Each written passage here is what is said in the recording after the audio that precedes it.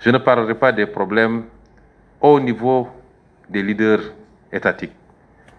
Mais de plus en plus, on a l'impression qu'il y a une forme d'éloignement et quelquefois même de déchirement entre les peuples, qu'on peut bien évaluer quand on voit le comportement, particulièrement de notre jeunesse, dans les réseaux sociaux.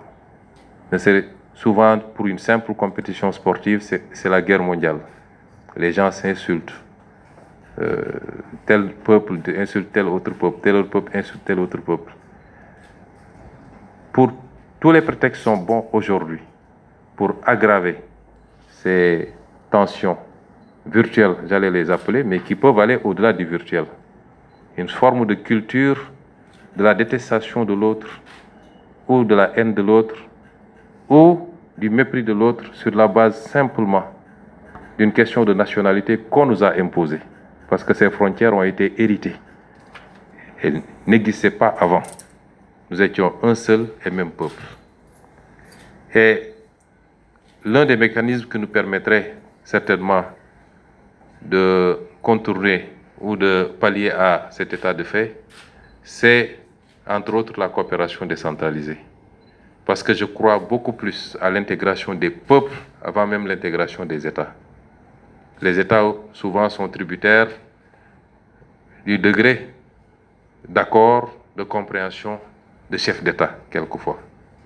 Mais que représentent les chefs d'État devant des millions et des millions de populations?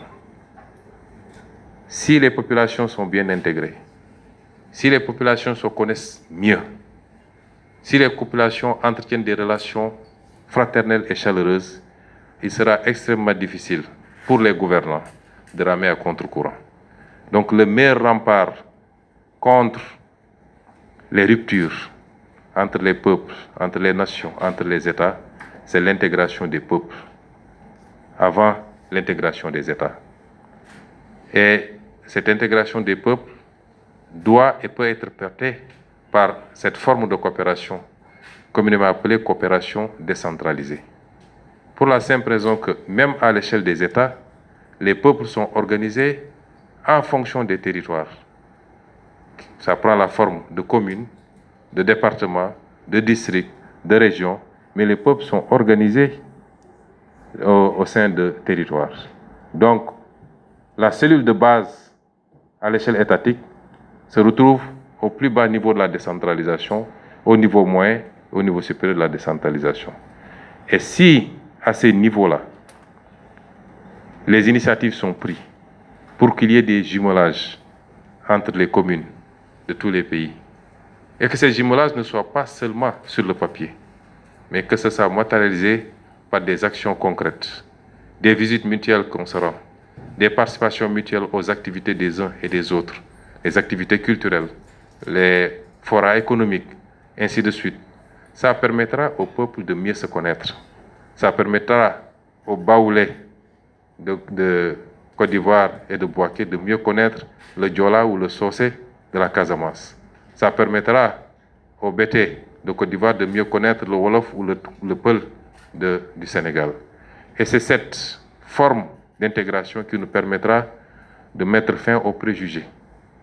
Parce que tant qu'on s'ignore, tant qu'on se méconnaît, on laisse une forte place aux préjugés. On entendra toujours telle ethnie ou tel peuple est comme ceci ou comme cela. Et dès qu'on commence à se fréquenter, on se rend compte qu'il y a beaucoup de choses qui relèvent de clichés, de préjugés que de réalité. On se rend compte qu'en réalité, nous sommes les mêmes peuples, avec des cultures qui sont très proches, des pratiques, et nous devons avoir les mêmes ambitions pour ces peuples.